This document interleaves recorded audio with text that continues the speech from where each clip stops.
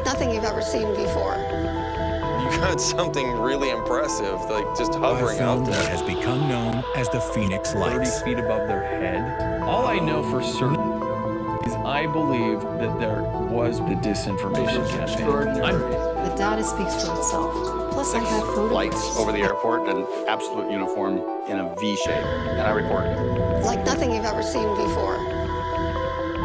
So I grabbed my camera and I started photographing.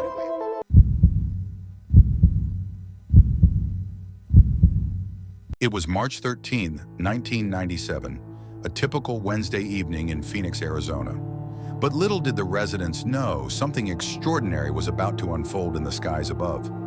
As the sun set, thousands of people began to witness a phenomenon that would go down in history as one of the most significant UFO sightings ever.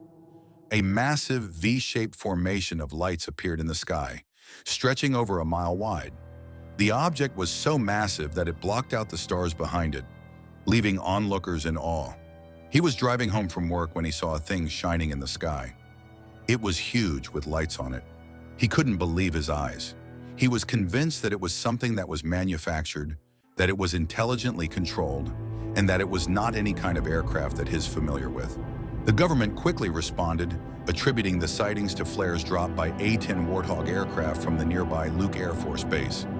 However, many witnesses disputed this explanation, saying the object they saw was unlike anything they'd ever seen before. To this day, the Phoenix Lights incident remains a topic of debate. While some explanations have been proposed, the true nature of the object remains unknown. Was it a UFO, a military experiment, or something else entirely? The truth, much like the object itself, remains shrouded in mystery. 1980, RAF Woodbridge, Suffolk, England. The base is home to United States Air Force A-10 Thunderbolt II tank buster. Witnessed an event that would change their lives and rock the international UFO community. This was real life over a residential area. Real armada of military planes and helicopters engaged the UFO in a terrifying battle. I'd spoken to and how exactly I had spoken to them. So I agreed to meet with them.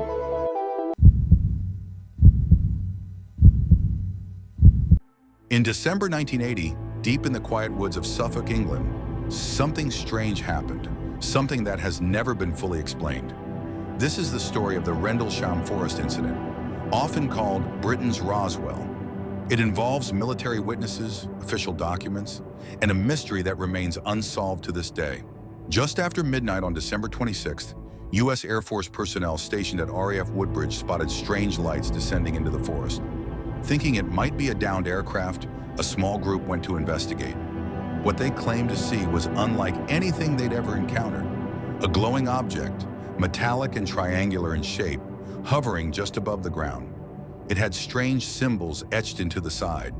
Some even touched it. Then suddenly, the object shot off into the sky. Over the next 2 nights, the sightings continued. Deputy Base Commander Lieutenant Colonel Charles Halt led a team into the woods.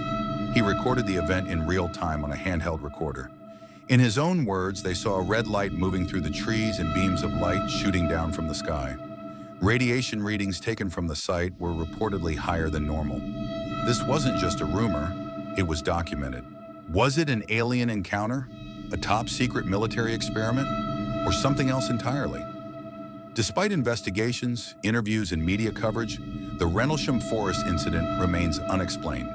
To this day, it's one of the most credible and compelling UFO cases in history, because the people who reported it had nothing to gain and everything to lose.